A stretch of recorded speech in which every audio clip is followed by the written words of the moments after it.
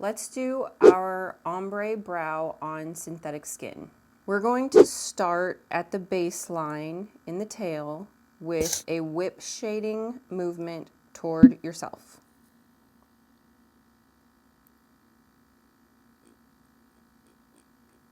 The reason you do a whip shade in the tail is because you have the most control with this movement. And you want it to be very precise in the point of that tail. So go over it maybe 4 or 5 times, the same section, and then whip again in the next section, overlapping your first one by 50%.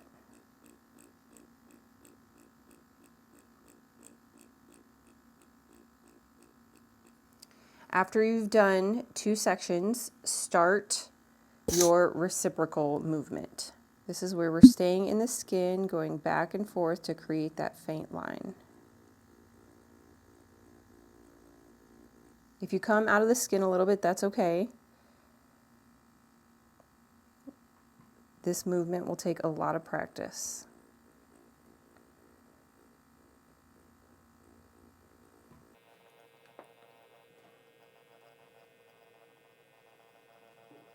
And we're going to wipe this away to see how it looks.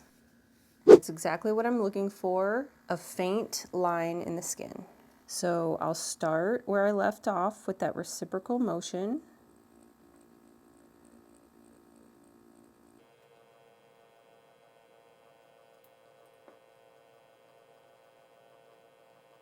I'm going over one section about 3 to 4 times, very, very lightly, and then moving on to the next section, overlapping by 50%.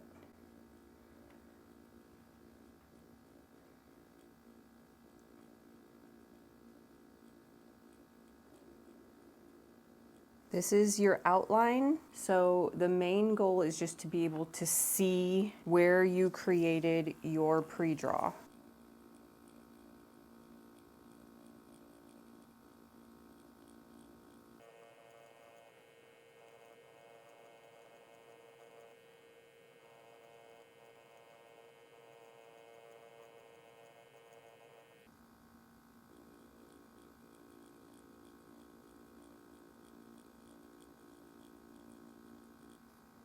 Now once you get about 1/3 of an inch away from your point 1 in the head of your brow, you're going to start using whipping motions toward you again. So we create a nice fluffy, non-harsh head of the brow. Now let's move on to our top line. We're going to use that same whipping motion in the tail toward yourself.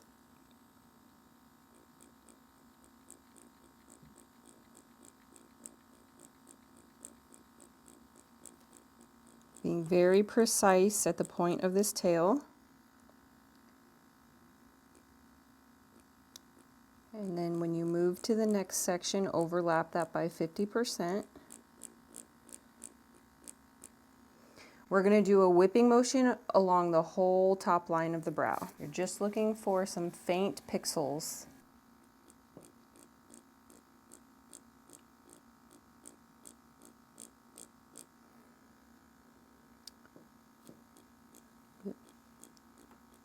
I'm doing maybe 4 to 5 whips toward myself and then moving on to the next section, overlapping by 50%. Repositioning my body so that my whip comes toward my body.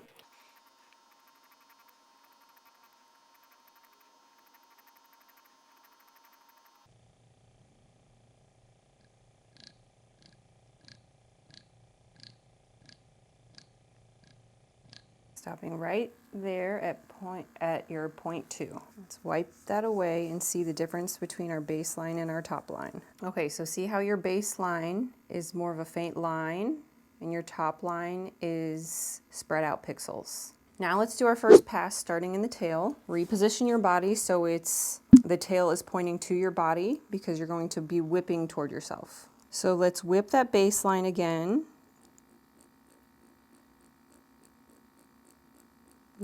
Now move toward the top line to fill that in. I'm going to do it one more time. And then once that first section is done, I'm going to move on to the next section of the tail and overlap by 50%. So start at the baseline.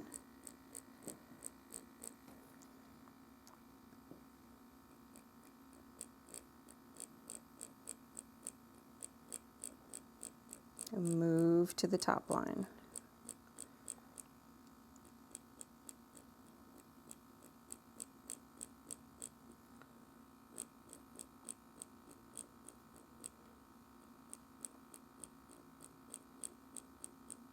Okay, let's wipe that and see how that looks. Perfect. I don't want to see too much saturation on my first pass. I just want to see a dusting of color all over. So I'm going to keep whipping into I'm going to do a third section of whipping. The reason we're whipping in the tail is because it's a very skinny area and you have control of your whip.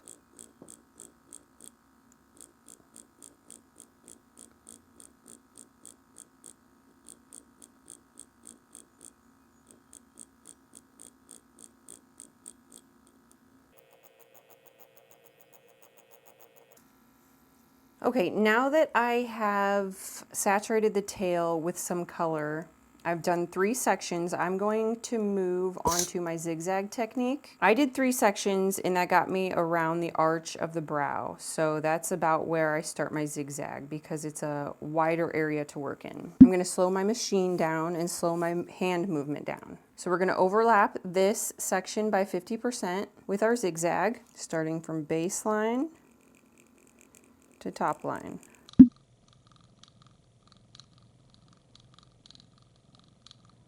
And I'm going to go over it lightly about 3 times. I do want to check that saturation. It looks good, so I'm going to move on to my next section.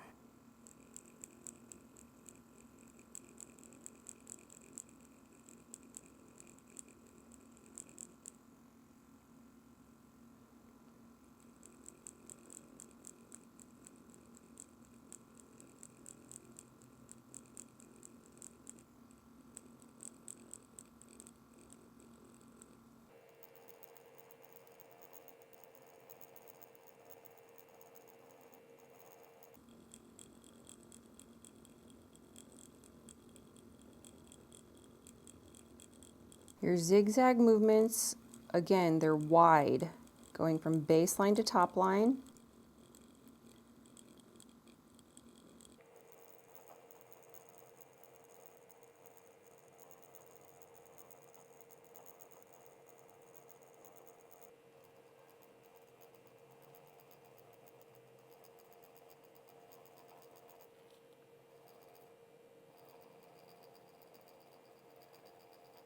I can see my saturation right here is not as much as right here, so I'm just going to go over that one more time. Like I said, it doesn't have to be perfect, but if you can see little areas you can fix as you go in the first pass, that is a good way to approach it.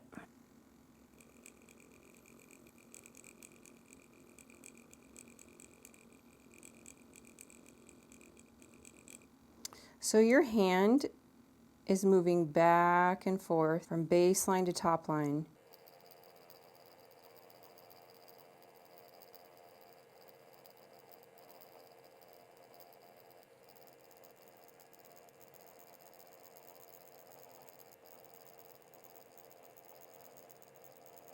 Now, as you are approaching the bulb, about 1/3 of an inch away from the bulb, you're going to start whipping.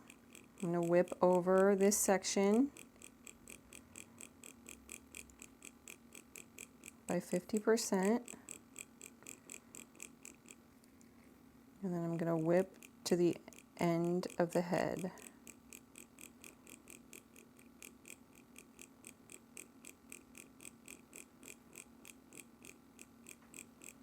The head of the brow is where I do some cross hatching, so I'm coming here from another angle.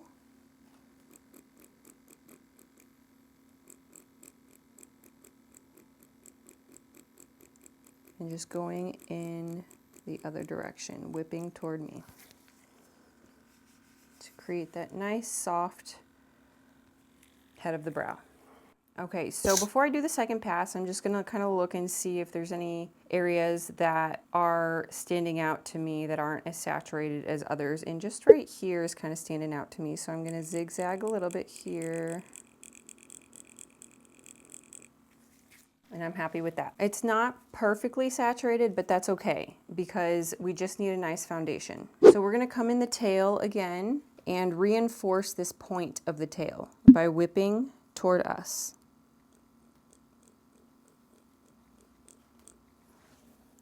Turning up the machine a little bit because it was on my speed for my zigzag, and a whip is faster than a zigzag. It's a faster motion.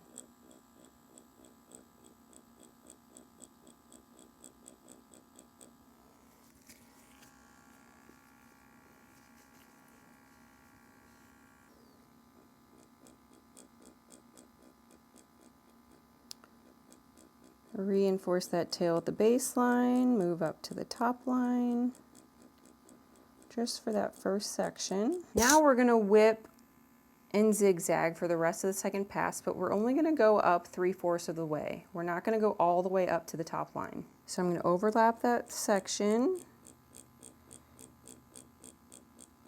and not go all the way to the top line. And do that twice. Overlap that section, starting at the baseline. In the tail, if you go a little further up, that's okay. The tail is a little more saturated. It's mostly in this body that you want to make sure you only go up about 3/4 of the way. Okay, so now that I've done those 3 sections in the tail, I'm going to start my zigzag again, turning my speed down. I'm going to overlap this section by 50% and start a zigzag, but stop 3/4 of the way up. Just kind of slowly lift out of the skin.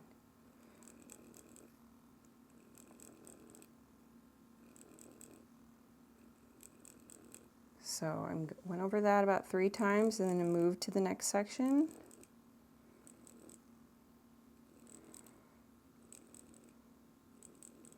The 3/4 does not have to be perfect. We're just trying to keep the top portion, the top third, very light and airy.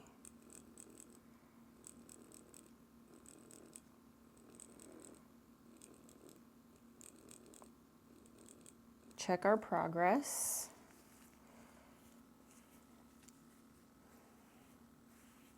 This is when you'll start to really see that ombre effect, going from dark at the bottom to light at the top. Overlap what we just did by 50%.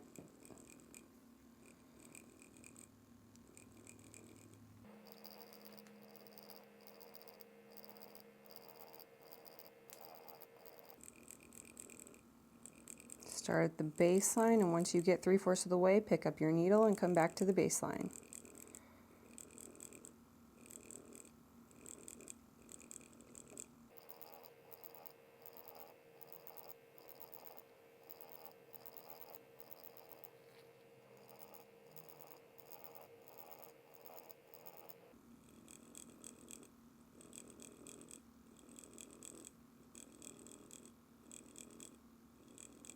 Check that progress. If you see kind of a pooling at that needle where the needle and the cartridge hit, you can just take a wet wipe and wipe that off. Okay, we just reached about 3/4 or 1/3 of an inch toward the head of the brow, 1.1 and 2. So we're gonna start whipping again.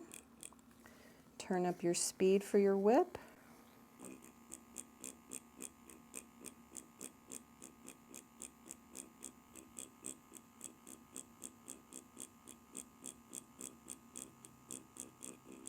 And that is your second pass. So again, after each pass, I look and see, is there any spot that looks a little less saturated that could even everything out? And what I see is about right here. Could do some zigzagging upward. Just a little bit right here. And that's good. I'm gonna go back in for my third pass. I'm going to focus on the baseline and going up about halfway to create even more dimension and darkness throughout the bottom of the brow. Okay, so again, whipping in the tail.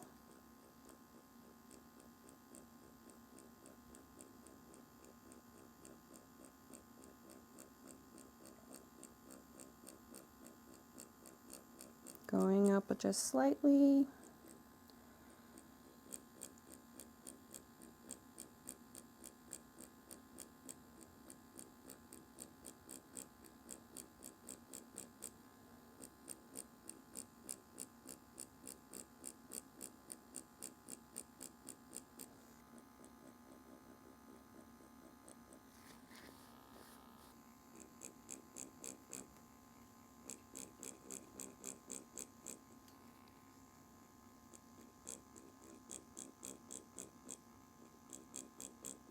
Start my zigzag again, just going up halfway, really focusing on that baseline and going up halfway.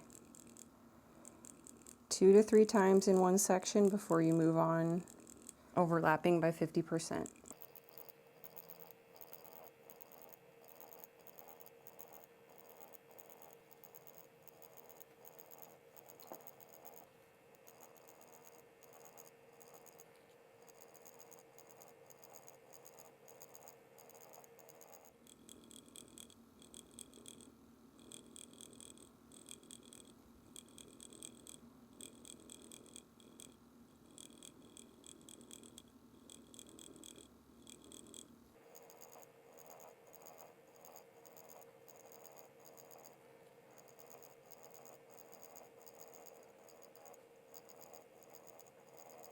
I'm going to turn my machine up and start my whip again.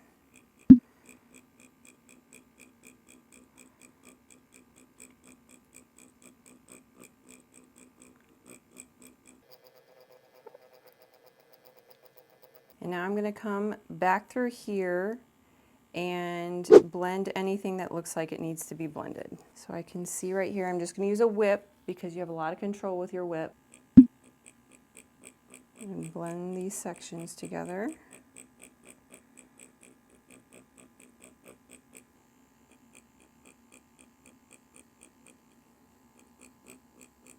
Just any spots that seem like they have less color than the rest.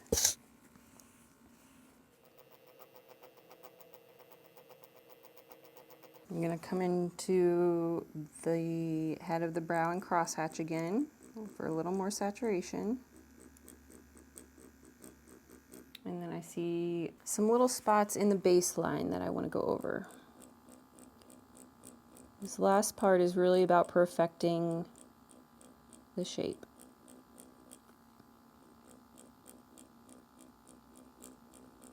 If you see any really tiny spots, you can go in and use pointillism, where you just stick the needle in.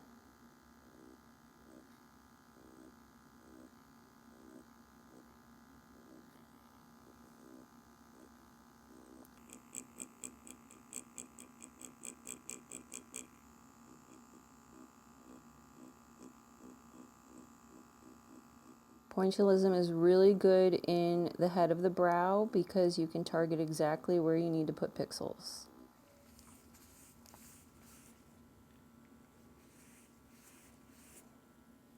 And there you go.